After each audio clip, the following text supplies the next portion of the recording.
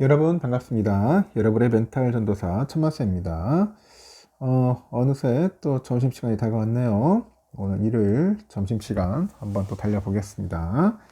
오늘 아침에 여러분들 새벽에 봤나 모르겠는데 아침에 보니까 그 코인이 폭락을 했네요. 보니까 코인이 또 폭락을 해가지고 다들 지금 걱정을 많이 하고 있는 것 같아요. 또 이게 장에 또 영향을 주지 않을까 걱정을 많이 하는 것 같습니다. 그래서 다들 지금 일 어떻게 해야 하나 고민될 거예요. 월요일 장 열리면은 또 폭락의 물결이 오지 않을까 하는 그런 걱정 반, 근심 반, 그런 말들을 많이 하는 것 같습니다. 비트코인 가격이 지난해 4월 이후로 처음으로 이제 7만 달러대까지 벌써 밀렸습니다. 7만 달러. 여기 또 이더리움, 솔라나 다른 주요 가상화폐들도 폭락을 했죠. 면치 못했습니다. 이더리움도 엄청 많이 빠지네. 트럼프 미국 대통령이 케빈 러시 전 연방준비제도 이사를 차기 의장으로 지명하다 보니 이렇게 촉발된 달러화 강세가 영향을 좀 미친 것이다. 이런 분석도 있는데 가상자산 시장 사이트 코인마켓캡에 따르니까 비트코인은 한국 시간으로 이날 오전 10시 기준 하루 전보다도 약 6% 하락해서 78,823달러, 우리 돈으로 한 1억 1,437만 원에 거래됐는데요. 비트코인 가격이 8만 달러 아래로 떨어진 것은 지난해 4월 11일이 마지막입니다. 당시는 트럼프 대통령이 주요 국가를 대상으로 해서 무차별적인 상호관세를 부과해가지고 전 세계가 상당히 증시가 요동치던 시기였습니다. 요동치던 시기였는데 주요 알트코인들의 하락도 이어집니다. 가상화폐 시가총액 2등인 이더리움 24시간 전보다 약 9% 떨어져서 2,440달러대 거래됐고, 솔라나, 리플 등등에서 같은 기간 각각 10%, 5%가량 하락을 해가지고 105달러, 1.6달러 수준에 머물렀습니다. 국제경제 매체들은 그 워시 FED 의장 지명자의 통화 긴축을 선호하는 이런 매파적인 성향에 가상화폐 시장이 반응한 것이다, 이렇게 분석을 합니다.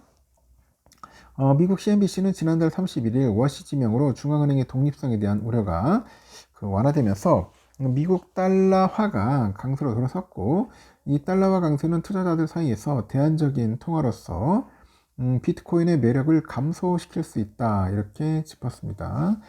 비트코인에 투자하는 ETF에서 돈이 빠져나가는 이 수급에 대한 불안이 있어요.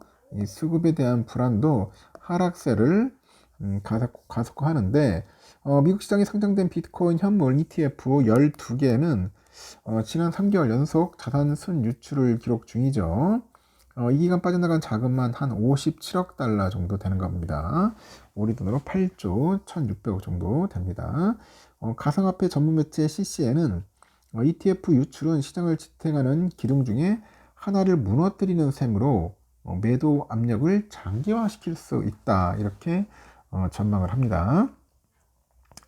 전문가들은 비트코인 하락세가 당분간 계속될 것으로 보고, 비트코인이 약 7만 달러대로 거래된다고 해도 놀라지 않을 것이다. 주말에는 유동성이 낮아져서 그런 하락 영향이 과도하게 커질 수 있다고 또 지적 또한 합니다.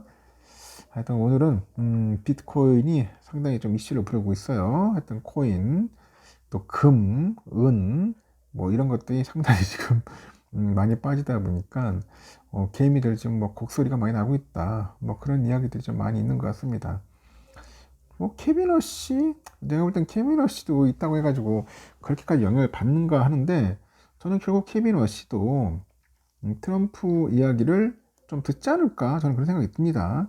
뭐 이렇게 좀 빠졌다가 다시 또 며칠간 또 조금 영향 받다 다시 또 올라갈 것 같아.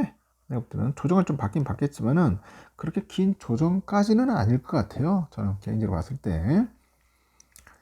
이전 코스피 지수가 이제 5,000포인트를 넘기고 코스닥 지수가 1,000포인트를 돌파했죠. 이제 국내 증시 불장이 이어지다 보니 주식 계좌 수도 한 1억 개를 돌파를 합니다. 금투협에 따르니까 지난 29일 기준 주식거래 활동 계좌 수 1억 2만 450개, 지난해 말 9,829만 1,148개에서 약 한 달 사이에 173만 개나 급증을 했다. 주식거래 활동 계좌는 예탁 자산이 10만 원 이상이면서 최근 6개월간 한 차례 이상 거래가 이루어진 위탁 매매 계좌 및 증권 저축 계좌를 의미합니다. 이렇게 한국 인구가 약 5천만 명인 점을 고려하니까 국민 한 명당 주식거래 계좌를 2개 이상 보유한 셈이죠. 이른바 이제 빚을 내 가지고 투자하는 소위 B2라고 하죠. B2.